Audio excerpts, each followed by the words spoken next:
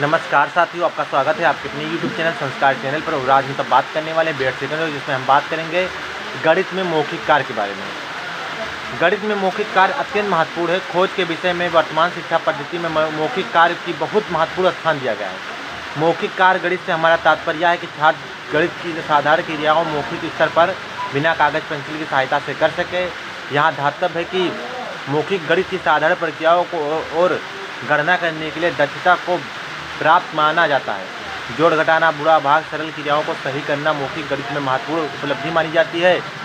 मौखिक गणित में गणना की साधारण क्रियाओं को छात्र मौखिक रूप से करते हैं। मौखिक गणित मानसिक गणित का महत्वपूर्ण भाग है। गणित में मौखिक कार्य भी बहुत ज़रूरी है, क्योंकि जैसे अगर आप कोई कार्य मौखिक रूप से कर लेते हैं तो वह काफ़ी जल्दी भी हो जाता है। तो गणित में मौखिक कार्य का बहुत महत्व है और गणित में मौखिक कार्य भी कराया जाना चाहिए। तो यह है गणित में मौखिक कार्य।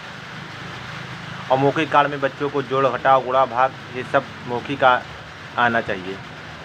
इसके बाद है लिखित कार्य। जब समस्याओं को कागज़ पेंसिल की सहायता से हल नहीं किया जा सकता तो हम उसे लिखित कार्य करते हैं। लिखित कार्य करते समय छात्रों को मौखिक गणित का भी प्रयोग करना चाहिए। लिखित गणित करने में मस्तिष्क को कम परिश्रम करना पड़ता है तथा शीघ्रता से समस्या का हल किया जा सकता है। सीखे हुए सिद्धांतों से संबंधों, नियमों, संकल्पनाओं, प्रक्रियाओं तथा तथ्यों का अभ्यास करने के लिए लिखित कार्य आवश्यक है।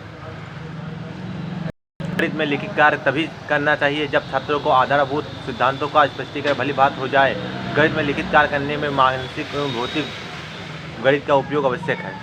जैसे अगर आप किसी कार्य को कर रहे हैं तो अगर मौखिक कार्य के बजाय अगर आप लिखित कार्य कर रहे हैं तो वो शीघ्रता से हो जाएगा। और गणित में लिखित कार्य करने से त्रुटि की संभावना भी कम रहती है। और यदि लिखित कार्य किया जाएगा तो बच्चों को उसके साथ साथ मौखिक कार्य भी करना चाहिए। लिखित कार्य में मौखिक कार्य का भी प्रयोग करना चाहिए, तभी लिखित कार्य अच्छा माना जाएगा। इसके बाद है अभ्यास कार्य। गणित में अभ्यास कार्य अत्यंत आवश्यक है। अंकगणित, बीजगणित तथा ज्यामिति की प्रक्रियाओं का स्पष्ट उद्बोधन अभ्यास से ही संभव है। प्रारंभिक गणित से लेकर उच्च स्तर तक के गणित के सीखने के लिए अथवा अभ्यास करना आवश्यक है। क्रियाओं को व्यवस्थित ढंग से अभ्यास कराया जाए।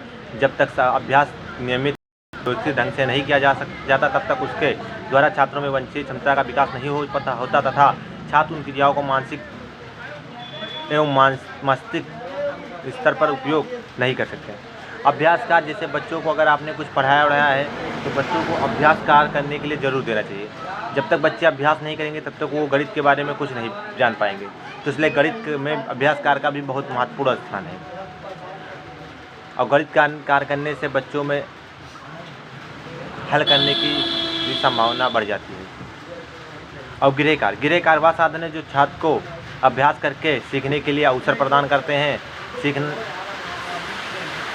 सीखना अनुभव का प्रमुख अंग है जो कक्षा से बाहर छात्रों को सीखने का अनुभव प्रदान करता है, जो शिक्षण के उद्देश्यों को प्राप्त करने में सहायक होते हैं, जो शिक्षक द्वारा ही उत्पन्न किए जाते हैं। या गृह कार्य को शिक्षक द्वारा उत्पन्न सुनियोजित सीखने की परिस्थिति है। प्रत्येक गृह कार्य को मौलिक उद्देश्य होता है छात्रों को शुद्ध एवं प्रत्यक्ष प्रेरित करने, सीखने के लिए अनुभव प्रदान करने या अधिगम के आगे चलने वाली प्रक्रिया का महत्वपूर्ण अंग है। आधुनिक तकनीक में या गृह कार्य का भी शिक्षण प्रक्रिया में महत्वपूर्ण कम नहीं है। जैसे अगर आप बच्चों को कुछ भी सिखाएं हैं तो बच्चों को गृह कार्य जरूर दे। गृह कार्य हुआ है कि बच्चे स्वयं द्वारा अभ्यास करके सीखते हैं। तो गणित में गृह कार्य की आवश्यकता महत्वपूर्ण है। आधुनिक युग में भी गणित में गृह कार्य की महत्वपूर्ण भूमिका निभाता है। मानसिक गणित, मौखिक गणित और लिखित गणित के अतिरिक्त एक तीसरा रूप मानसिक गणित का भी कुछ कहा जा सकता है, परंतु हम मानसिक गणित को अलग सा गणित का कोई नहीं मानते, क्योंकि गणित की क्रिया चाहे लिखित की जाए या मौखिक की जाए उसमें मानसिक अवश्य होगा।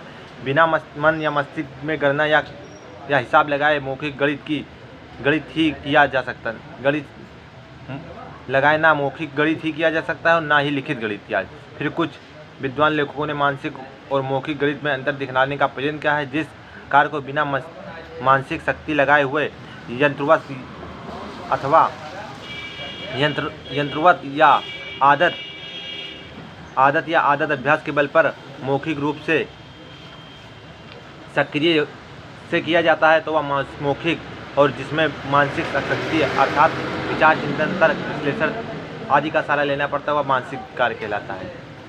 गणित में मानसिक कार्य का भी विशेष महत्व है। जब तक बच्चे कोई भी लिखित या गणित कार्य कर रहे हैं तब जब तक वो अपने मानसिक का प्रयोग नहीं करते तब तक वह चिंतन, तर्क आदि के बारे में ज्ञान प्राप्त नहीं कर सकते।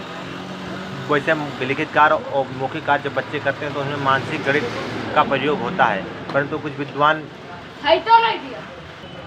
विद्वान का मत है कि जैसे बच्चों में यंत्रवश या अभ्यास के द्वारा भी किसी भी लिखित कार्य को किया जा सकता है, पर मानसिक कार्य वह है जिसमें चिंतन, तर्क आदि करके बच्चे सीखते हैं, वह मानसिक कार्य कहलाता है। गणित में कार्य संशोधन, गणित में लिखित कार्य का संशोधन अत्यंत आवश्यक है। यह देखा जाता है कि अध्यापक कार्य संशोधन की ओर ध्यान नहीं देते, वे बालकों का भला नहीं कर पाते। पीएच चड्ढा ने लिखा है, गणित में लिखित कार्य का शोधन एक समस्या है। शोधन कार्य करने के लिए शिक्षक गृह कार्य बहुत कम कर देते हैं और यह प्रवृत्ति अच्छी नहीं है। छात्र सैद्धांतिक और गणनात्मक दोनों ही प्रकार की अशुद्धियाँ करते हैं। इन अशुद्धियों को सुधारना अत्यंत आवश्यक है। यदि ऐसा नहीं किया जाता तो छात्र और अध्यापक दोनों ही परिश्रम बेकार चला जाता है। जैसे बच्चों को जो आपने कार्य दिया है उसका संशोधन किया जाना चाहिए। जैसे आज के डेट में अगर बच्चों को गृह कार्य दे देते हैं तो फिर इसके बाद उसका सही से कार्य संशोधन नहीं करते, या बच्चों को श्यामपट्ट कार्य दिया गया तो उसका कार्य संशोधन सही से किया नहीं जाता, जो कि यह बहुत अच्छा नहीं है। यानी कि बच्चों के लिए लाभकारी नहीं होगा जब तक कि उनके अशुद्धियों को देखा ना जाए और उनका कार्य संशोधन न किया जाए।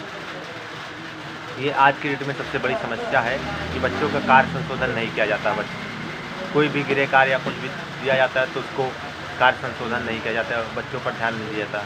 जब भी आप बच्चों का कोई भी श्यामपट्ट कार्य या गृह कार्य दें तो उसका कार्य का संशोधन जरूर करें, जिससे बच्चों में अशुद्धता को ध्यान देकर सही ढंग से कार्य किया जाए। गणित में शुद्धता और शीघ्रता का महत्व, गणित में बालकों में शुद्धता और शीघ्रता की आदत डालना बहुत आवश्यक है। कोई विद्यार्थी चाहे वह गणित में कितना योग्य क्यों न हो, यदि वह प्रश्नों को शुद्धता व शीघ्रता से हल नहीं कर पाता तो वह सफल विद्यार्थी नहीं माना जा सकता। इतना ही नहीं बल्कि वह अपनी आगामी जीवन में भी सफल नहीं होता। यदि आपने बच्चों को गणित सिखाया है, अगर बच्चों में शुद्धता और शीघ्रता नहीं है तो गणित कार्य का कोई महत्व नहीं है। जब बच्चा बहुत विद्वान है और अगर उसमें गणित कार्य करने में शीघ्रता और शुद्धता नहीं है तो व्यर्थ है। क्योंकि अगर आप मान लीजिए कोई व्यापारी हैं किसी भी चीज़ के और अगर आप गणित का हिसाब जल्दी से नहीं हल कर पाते और सही हिसाब नहीं दे पाते तो गणित में उसका कोई महत्व नहीं। जब तक आप हिसाब भी जोड़ने लगेंगे तब तक कस्टमर लौट जाएंगे। तो गणित में शुद्धता और शीघ्रता की अत्यंत आवश्यकता है। अगर आप सभी को चैनल अच्छा लगा हो तो प्लीज़ लाइक, सब्सक्राइब और शेयर कीजिए। Thanks for watching.